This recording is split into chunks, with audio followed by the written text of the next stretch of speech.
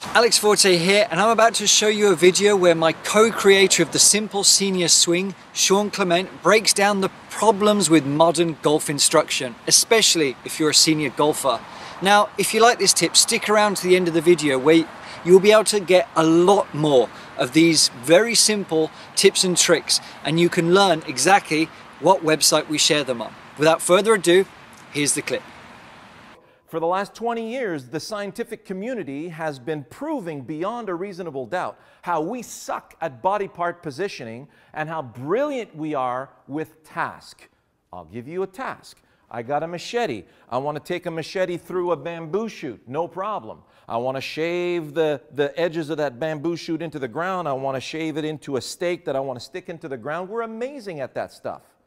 But if you say, okay, make sure the elbow is pointing in a downwards angle of 19 degrees and make sure your hips are turning these amounts of degrees and make sure that the weight is positioned on this part of your foot or that part of the foot, man, you are in a different galaxy far, far away from your goal, okay? The goal of putting a ball to a target. And I'm going to show you how amazing we are at that. Another one had mentioned, I'm starting a good 5 handicap player, starting the ball on target and drawing away from the target. He's trying to get rid of that little draw. And the instructor says, well, you need to add more flexibility to the hips. And I'm going, wait a second, what's that player trying to do? Are you trying to hit the ball? Or are you trying to go to the target? So if I'm skipping a stone on water, and we have thousands of students at our learning center, 5 full-time teachers. We have 72,000 subscribers on our YouTube channel. We have everywhere I go with all of my locations in the world, not one has failed this test. So listen carefully. I'm going to take the stone, I'm going to skip it on the pond. You can do it underhand if you're a NARP. That's my daughter's version of a non-athletic regular person. Which is pretty funny. That's a University of Queens thing. It's not mine, trust me. So I'm going over there. I'm going to skip a stone on water.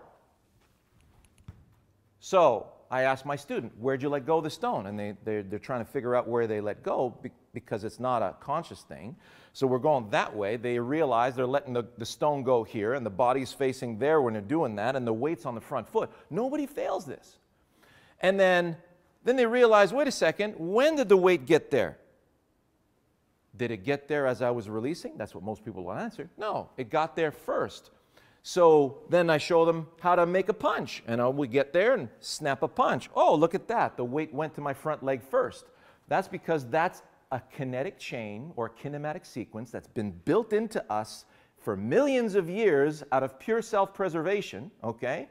Because we were hunter-gatherers. We got to throw a lot of stuff at our food. So we're amazing at slinging objects, whether it's slashing a sword, kinematic chain. Whether I slash a sword on my backhand, kinematic chain. Skipping a stone, snapping a punch, you name it, it's there. So if I'm taking a club and I'm throwing it over there, here we go.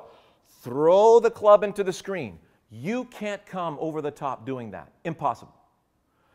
You can't be steep when you're throwing a club over there. Now, throw a club at the ball all day long.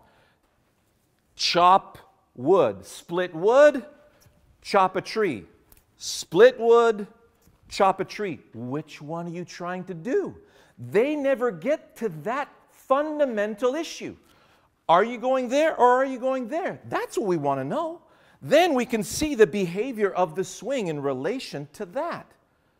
There's my polite vent of the day. If you're swinging over there, your hips aren't going to stop, are they? Right? So I'm taking this club and I'm throwing over there. I'm skipping my stone. Notice how my hips open up. Why? Because my shoulders only have 20 degrees of range of motion.